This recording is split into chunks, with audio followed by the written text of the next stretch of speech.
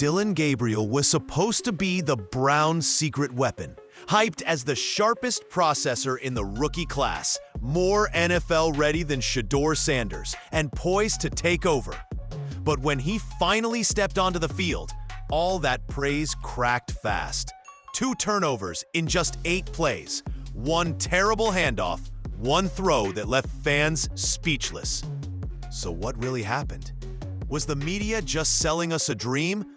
Or is something deeper going on with Gabriel's debut, Shedeur's rise? And the Cleveland quarterback situation no one's being honest about. Before Dillon Gabriel ever took a snap in the NFL, the media didn't just respect his potential, they borderline crowned him. Elite processor, day 1 ready, smartest rookie quarterback in camp. Word around Cleveland was that Gabriel's mind worked like a supercomputer, and that his decision-making would be his biggest asset. Meanwhile, Shedeur Sanders was treated like an afterthought.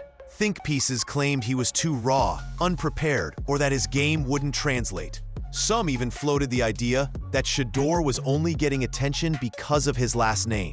Despite Gabriel being a 6th-year college player who bounced from UCF to Oklahoma to Oregon, the talk was that his experience made him the frontrunner. He got most of the first-team reps during practice, more snaps in training camp, and more praise from analysts who saw exactly what they wanted to see. People weren't just betting on Gabriel outperforming Shedeur. They were actively rooting for it, hoping he'd silence the hype. But that's the thing about hype. Either you live up to it or it exposes you. And in just a handful of plays, the cracks in Gabriel's NFL-ready image showed fast. He may have looked confident pre-snap, but his decisions post-snap told a different story. And what happened next didn't just challenge the narrative, it shattered it. It didn't take long for reality to kick in. 8 plays. That's all it took for Dillon Gabriel to go from NFL-ready to wide-eyed rookie under pressure. The first mistake came with a routine play, a simple handoff. Should have been clean, but Gabriel's timing was off, and his footwork showed some rust. He didn't get enough depth, didn't read the back's placement, and just like that, the ball was on the ground. Maybe it was nerves, maybe it was miscommunication. Either way, it was a rookie-level mistake from the guy who was supposed to be more polished.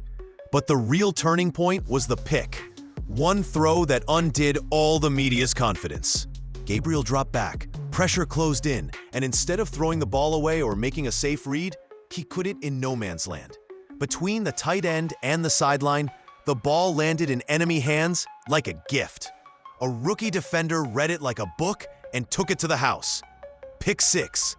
This wasn't just a bad decision. It was a moment that rewrote the script. Dillon Gabriel went from clean and precise to hesitant and unsure. The kind of player Cleveland fans have seen all too many times before. And while some in the media kept spinning stats and calling it an okay debut, fans knew what they saw. Gabriel looked overwhelmed. And the worst part? That wasn't even the end of it. For someone praised as a supercomputer, Dillon Gabriel sure had trouble doing basic math under pressure. His biggest strength, supposed to be lightning-fast processing, turned into one of the biggest letdowns of his debut. On tape, it wasn't just the mistakes that stood out. It was the hesitation, the indecision, the moments where you could almost see his brain freeze mid-read.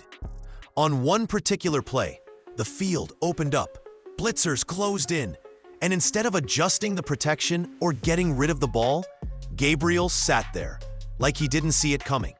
You could tell he wasn't commanding the offense. He was reacting to it. And that's where the myth started to unravel. This is the same Dillon Gabriel coaches raved about for his pre-snap reads. The same guy analysts said was miles ahead because of his age, reps, and experience. But where was that experience when a disguised coverage burned him? Or when he threw over the middle into traffic without setting his feet? One throw in particular, aimed between his tight end and Deontay Johnson. On tape, it wasn't just the mistakes that stood out. It was the hesitation, the indecision, the moments where you could almost see his brain freeze mid-read. On one particular play, the field opened up, blitzers closed in, and instead of adjusting the protection or getting rid of the ball, Gabriel sat there, like he didn't see it coming. You could tell he wasn't commanding the offense. He was reacting to it. And that's where the myth started to unravel. This is the same Dillon Gabriel coaches raved about for his pre-snap reads. The same guy analysts said was miles ahead because of his age, reps, and experience. But where was that experience when a disguised coverage burned him? Or when he threw over the middle into traffic without setting his feet? One throw in particular, aimed between his tight end and Deontay Johnson, was a perfect example. Too much hesitation, off target, no clear decision. You couldn't even tell who it was meant for. If this is what the most mentally polished rookie QB looks like, what does that say about everyone else? And yet, somehow, the conversation stayed quiet because the media had bigger plans. They weren't just protecting Dillon Gabriel. They were deflecting from someone else. If Shedeur Sanders had made just one of the mistakes Dillon Gabriel made, the internet would have exploded, and not in a good way. But somehow, Gabriel fumbles a handoff, throws a pick six, misses a protection read, and what's the media response? He showed promise, encouraging flashes. It's just preseason. Funny, those same media voices couldn't wait to nitpick Shedeur for not having chemistry or holding onto the ball for too long, even though he never turned it over. Not once. Let's be real. The only reason Gabriel gets the benefit of the doubt is because the narrative was built around him from the start. Before he ever played a down, fans were being told he's the mature one, the smart one, the favorite in the room. That narrative didn't just come from thin air. It came from media members who decided who they wanted to succeed before either quarterback got a fair shot. And when Gabriel stumbled, the storyline didn't change. It adapted. Suddenly, it's only preseason. The offensive line didn't help. He needs more reps. Meanwhile, Shedeur plays clean ball, avoids major mistakes, and gets labeled not ready. The standard for him isn't just higher, it's unrealistic. This wasn't about performance. This was about preference. And as long as the media keeps protecting Gabriel while discrediting Sanders, it's hard not to see the bias. But Shedeur didn't need media hype to prove his value, because on game day, he let the numbers speak for themselves. While Dillon Gabriel was busy turning the ball over, Shedeur Sanders was doing something way less flashy, but way more important. He was protecting the football. No pick sixes, no fumbled exchanges, just clean, smart quarterback play against a first-team NFL defense, despite getting far fewer reps in training camp and virtually no snaps with the ones.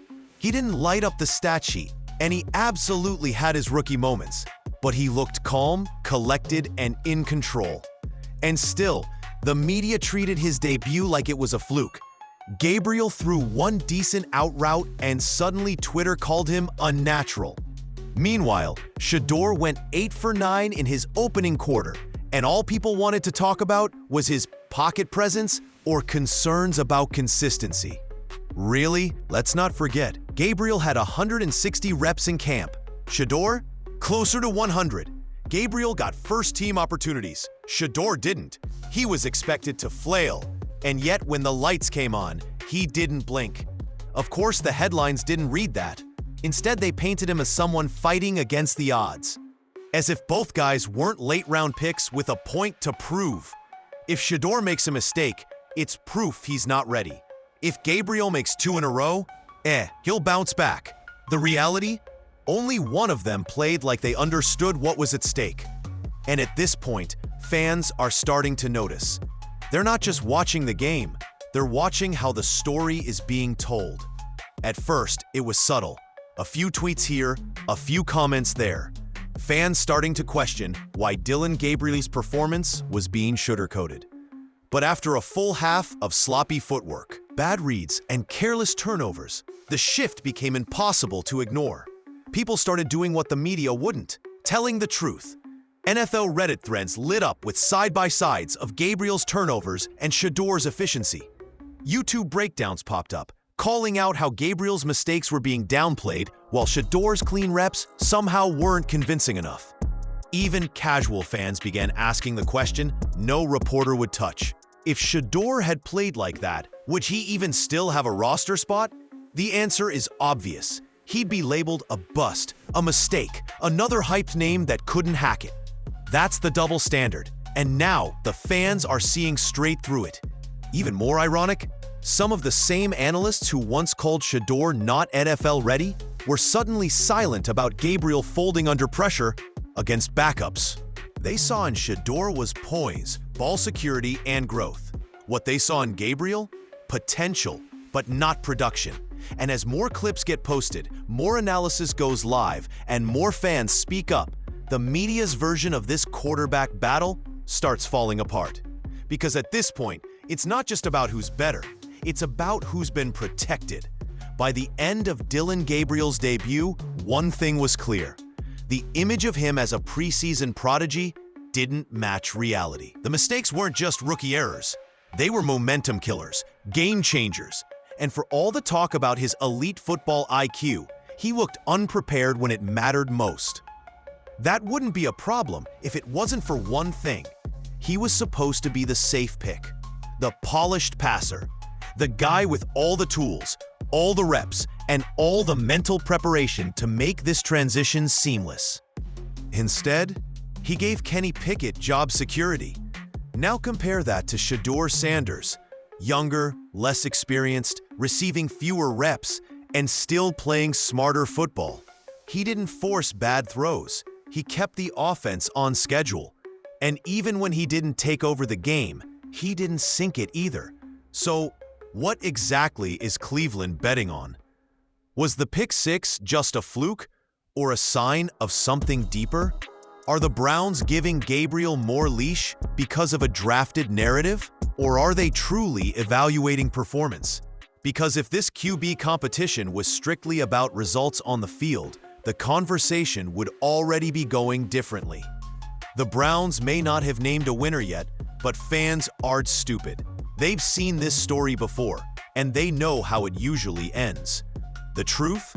Dillon Gabriel didn't lose the game, but he might have lost the trust. So here we are. Dillon Gabriel came in with all the hype. He had the reps, the media support, and a head start. But when it counted, he made the kind of mistakes you'd expect from someone not ready for this level. Meanwhile, Shedeur Sanders, the so-called long shot, showed flashes of something more rare: composure. This isn't about who has the better arm. It's about who understands the assignment. One quarterback played to win.